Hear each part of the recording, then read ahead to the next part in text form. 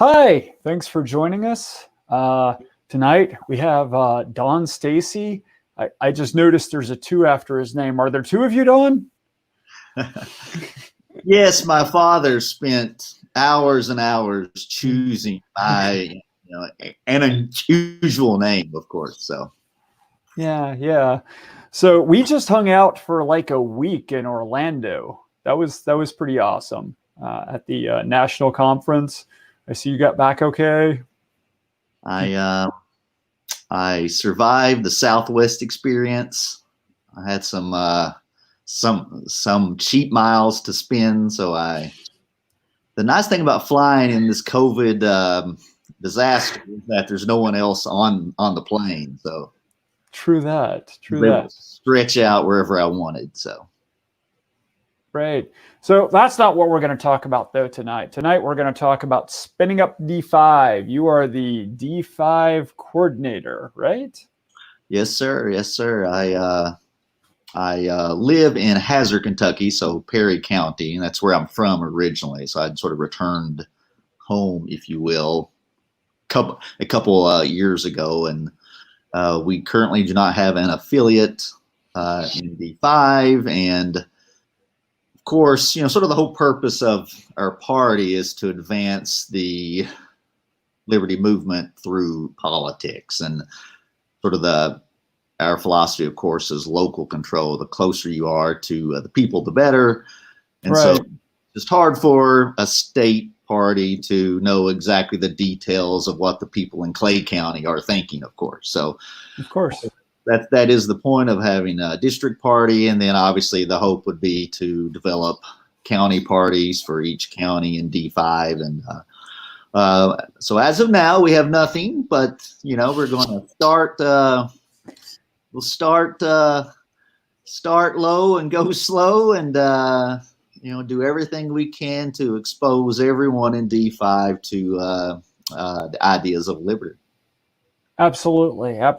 Well, you at least have a state affiliate. I mean, we at least have a state party. We have a decent state party. By the way, state party. Come on.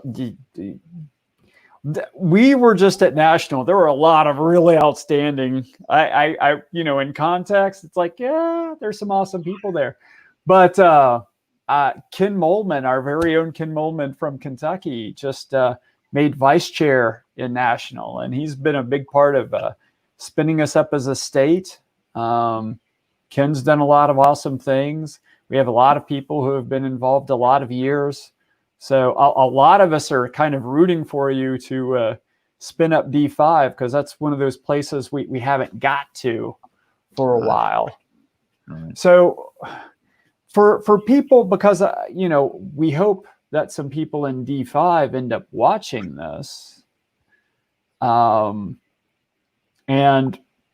just to help them understand why bother affiliating? Why not just be kind of a closet libertarian and vote for the libertarian presidential candidate every 4 years? Well, that's not a movement. That's being that is certainly something that can be done, but it doesn't inspire other people to join the movement, or rarely inspires other people to join the movement. We need right. To really refocus the United States towards liberty. It's not some dude behind a keyboard. We're talking grassroots, bottoms up, tens, hundreds, thousands, tens of thousands, hundreds of thousands of people have to choose liberty or not. And so the only way to do that is to start again, right, from house to house if we have to. So that sort of, and I've been sort of on the sidelines for a couple decades myself, and it's, there comes a point where you say, am I going to be actively involved or not? Am I going to participate and designate a certain amount of time daily, whatever, to try to to try to, again, expose everyone, as many people as possible, to the ideas of liberty. And so, we all believe in individual rights, but there's some things are better done in groups, collective groups, and that's the purpose of the party. Right. And of course, something we found out about while we were in Orlando is there was someone on Ballotpedia who was advertising that they were a libertarian candidate for Congress. Yes, the other issue, of course, is that of people sort of claiming to be libertarian, and then you find out that they're, have a variety of issues, whether it's, promoting bizarre beliefs or beliefs that are not consistent with our fundamental precepts of non-aggression. So, we need to have. I don't know anything about the guy. Was he doing stuff like that? We're trying to find out. I can't find him really on Facebook, on Twitter. So I think a search is ongoing to try to clarify: was this a mistake by this website, right, or is this someone who wants to run as a vanity project, frankly, and just says, "Oh, I'll be a libertarian," not even understanding what that means? Or is this somebody who truly is a libertarian, who doesn't recognize that we have a party and we have a process to go through to be the official candidate? So right, and that's not just us like cracking down. I mean, the Secretary of State won't put you on the ballot as a libertarian unless it comes from the party. And we actually have primaries. People actually voted for me. Now, I didn't have a competitor against Noda, but other than Noda, but in our party, that still matters. If they hated me enough, they could have just all voted Noda, and then I wouldn't be the candidate. So, but I don't know this guy. Maybe he's an awesome guy, and I would love to see him join the D5 affiliate, and go ahead and start getting things in place to run in 2022. And in 2022 I could have him on the show and we could be comparing notes as congressional candidates, and I think that would be awesome. But I don't know who he is. His name, I think, is what? John Wells, I think, is the name that we saw. I think so. So John Wells, whoever you are, please contact me so we can chat. We can figure out where we are in this process, and we can either assist, or maybe you're not a libertarian or unaware that you're not a libertarian. We'll find out. Or you can get to know us better. Maybe we'll get. But yeah, come out and meet us. Get a hold of Don. And by the way, he's not the only one who needs to get a hold of Don. We want all the libertarians in D5 to get a hold of Don. So how do they do that, Don? Yeah, so I'm on Facebook, Don Stacy. I'm on Twitter at Don Stacy 2MD. My phone number, you can call me, text me, 606-369-4246.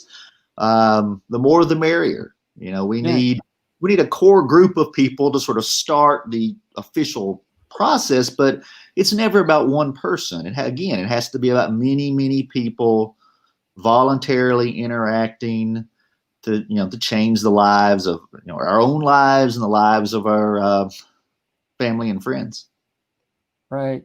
Now, I don't think we have any D5 candidates because we didn't have a D5 affiliate, and I don't think we had any activity there. But still, if people in D5 want to get active, you can help Joe Jorgensen and Spike Cohen in their bid for president and vice president.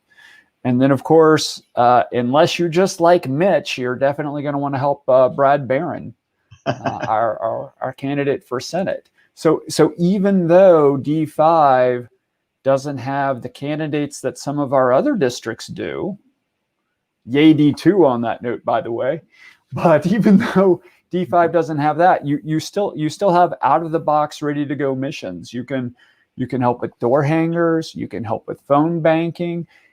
If you want, you can even help with phone banking for candidates in other districts. You know, it's not like you're pinned off in D5.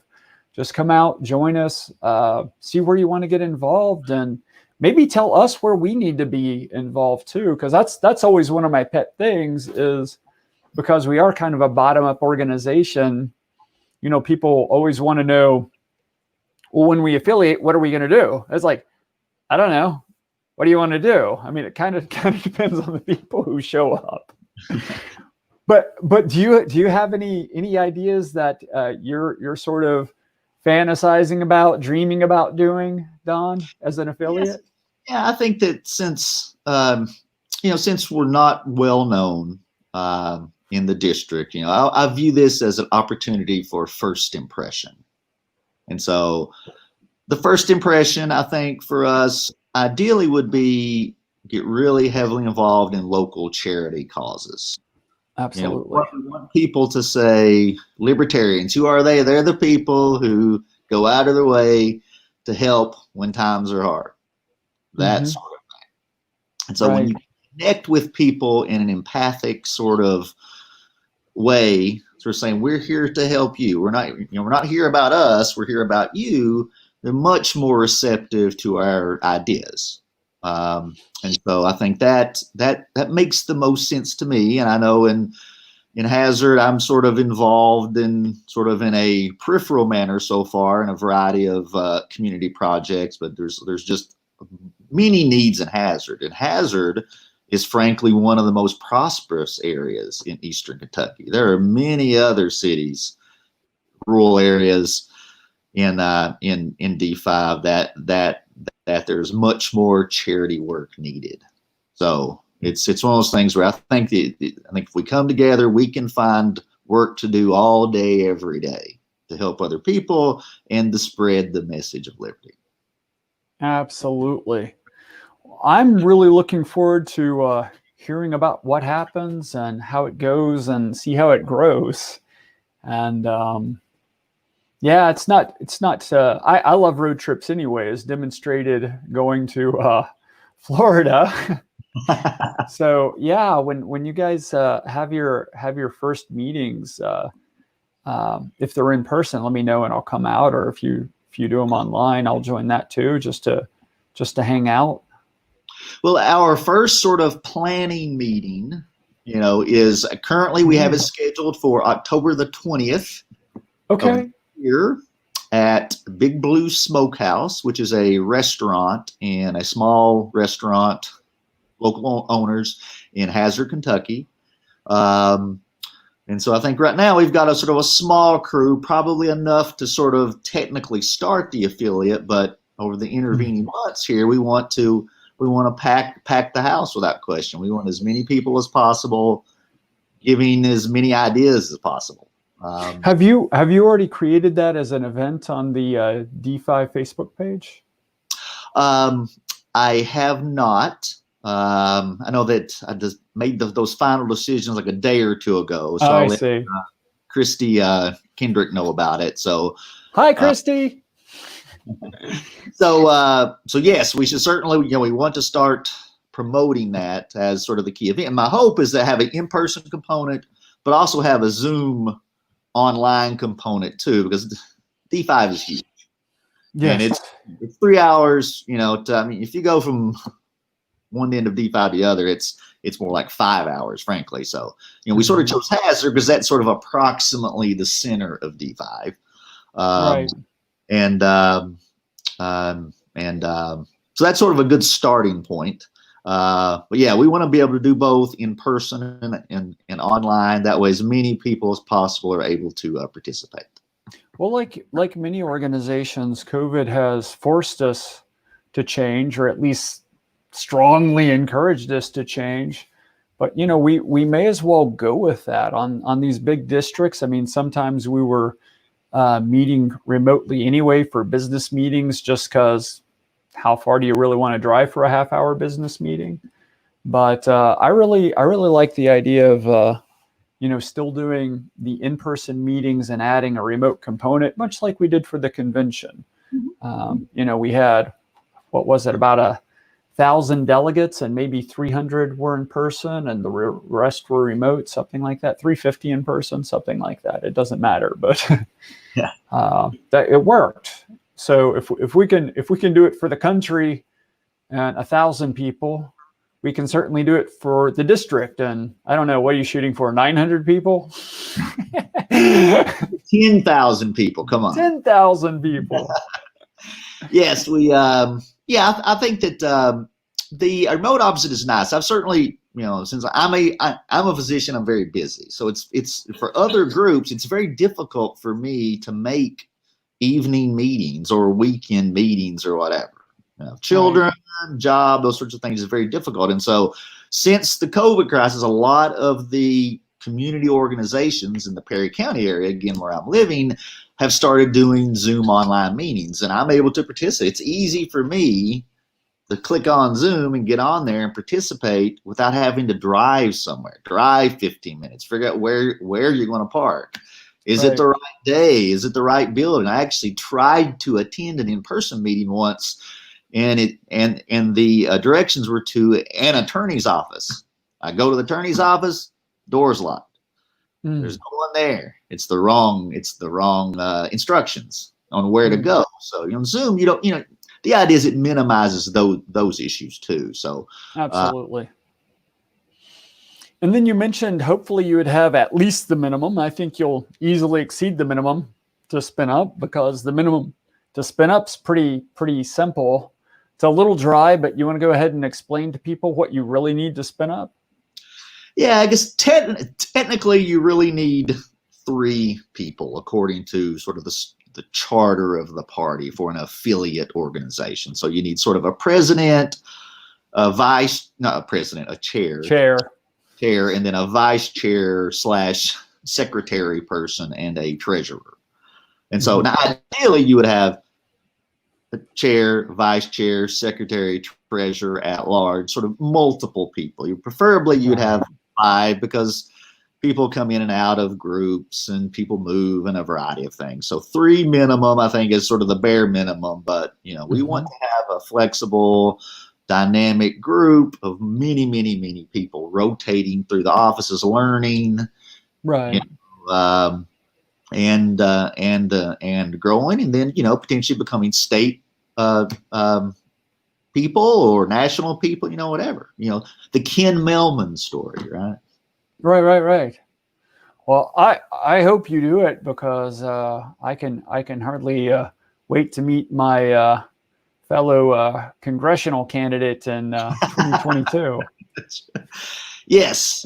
We really do need to find that guy, because it's just tragic if he's one of us and thought he was running. And yeah, because to get on the ballot, most years, if you're not affiliated, is like for, I think Congress is 5 or 10,000 signatures. I think it's 5,000, which is a lot of signatures. Absolutely. And this year we had ballot access, so I basically needed like a couple. What I really needed was the party's nomination, so had to win the primary. But that also comes into play because we had ballot access because of Gary Johnson, the amount of votes he got in Kentucky in 2016. So if you want it to be viable, to continue to have libertarian candidates on the ballot, you need to get out and you need to help Joe and you need to help Spike. And if you're in D5, ping Don and he'll get you in contact with the right people to get that going. So yeah, I'm actually also the Perry County chair for the Jorgensen campaign. So I'm sort nice. of that too with Brett. Is it Brett Jones? Brett Jones. I'm very bad with names. Sorry. So so certainly, and our goal, the goal is to win. We need a minimum of 2% to maintain ballot access. Right. But we want 100% votes. And we both got to meet Joe at conference. I had actually she visited us at our Kentucky convention. So I'd already met her. Most of the people who went to the convention, I'm sure, met her. She spent quite a lot of time with us, as did several of the other candidates. We had an opportunity to get to know them. And then she's just a really approachable person. The only problem with approaching her is there's about a half a country right now trying to approach her. But she's really nice. She's really awesome. And so is Spike, her running mate. So they are truly worthy of your time. So yeah, get in contact with the county campaign coordinator. I didn't even know that's what you were, but so you definitely know who to put them in contact with. That's awesome. I had the right guy on the show tonight. Right. All right. I don't think I had anything else. Oh, I do have something else. I should promote myself a little. If you want to help me get out shows like this, throw me a few bills. Go to perry4ky.com/donate. Because like the way I'm going to make sure D5 sees this is I'm going to do a targeted Facebook ad, and that cost a few coins. So you can help me out with stuff like that. And you are doing what? You are a candidate for which office, in case there are D5 people who have no idea? Oh, I'm running for Congress. I'm running for Congress in D2 in 2018. I just wasn't happy with the options on the ballot. I knew we had ballot access, and I went, why didn't any of my libertarian brothers or sisters run for that? They had ballot access. Oh, damn. Because right then I knew I was doing it. So here I am. But yeah, I've been libertarian pretty much my entire life. First vote I ever cast was for Gatewood Galbraith. I'm really big on eliminating victimless crimes. And there's a lot going on this year where we need to disempower people who are trying to tell others how to live. And we need to do a lot to, and this sounds wrong, but I don't want to say disempower the police as much. I mean, we do, but we want to do it by decreasing their scope. We want to get rid of all the stuff that we don't care about as much, and have them focus on enforcing the laws we all truly care about.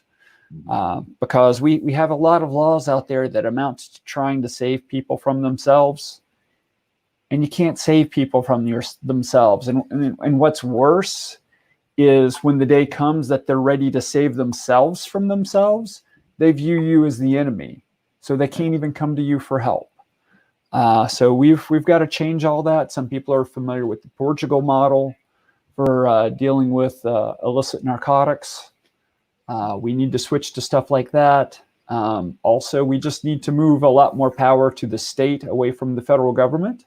And we need to move a lot more power to the local government instead of the state government.